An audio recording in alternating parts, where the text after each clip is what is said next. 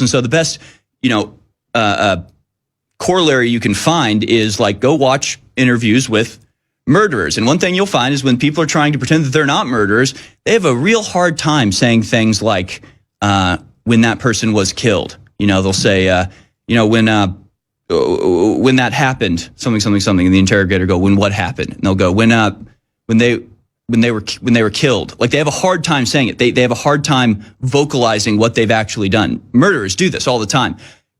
When I was watching this, I was like, oh my God, because we're talking about death here. We're talking about the disease. Obviously, death would, in my case, be the number one priority if that's what you're trying to prevent, if that's what you're, putting things in place to stop. Be the death, right? You'd say, wow, we've experienced all this death. Just listen to the way Bill Gates says this.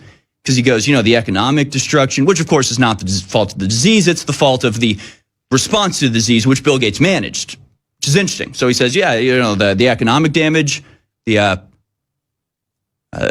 deaths, and moving on, blah, blah, blah. Like, I don't know.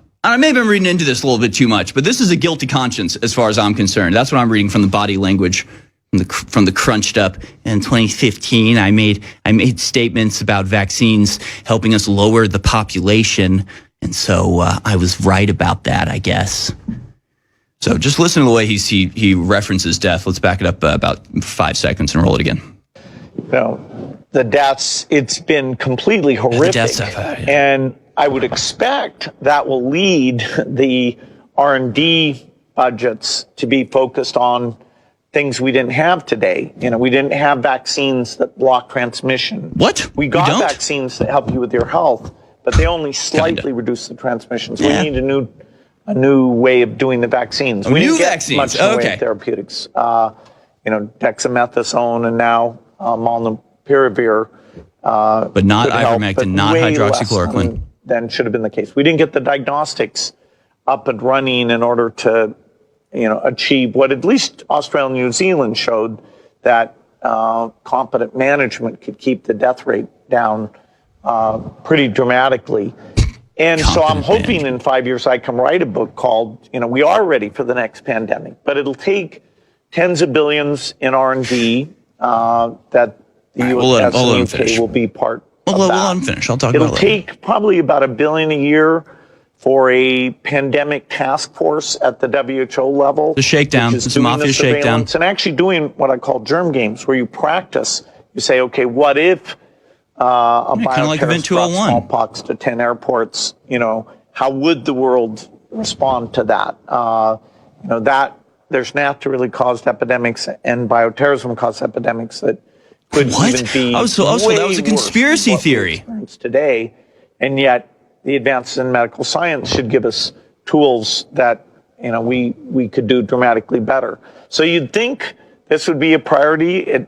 The next year will be where those allocations have to get made, including this global pandemic task force. The nice thing is a lot of the R&D we need to do to be ready for the next pandemic are things like making vaccines cheap, having big factories, eradicating the flu, getting rid of the common cold, making vaccines just a little patch you put on your arm, things that will be incredibly beneficial even in the years when we don't have pandemics. Yeah. So, along with the climate message. Even when we don't. Oh, and the climate message. You really lays it all out here. It's pretty amazing. The pandemic preparedness is something I'll be talking about a lot. And I think it'll find fertile ground because, we lost trillions of dollars and millions of lives. And, citizens expect their governments not to let that happen again. Where do I begin with this? I'll go over this on the other side because he's acting. It's okay. It's amazing. It's amazing. We did everything he wanted. He was in charge of the management of the reaction. They did the germ games before this, called Event 201. They failed.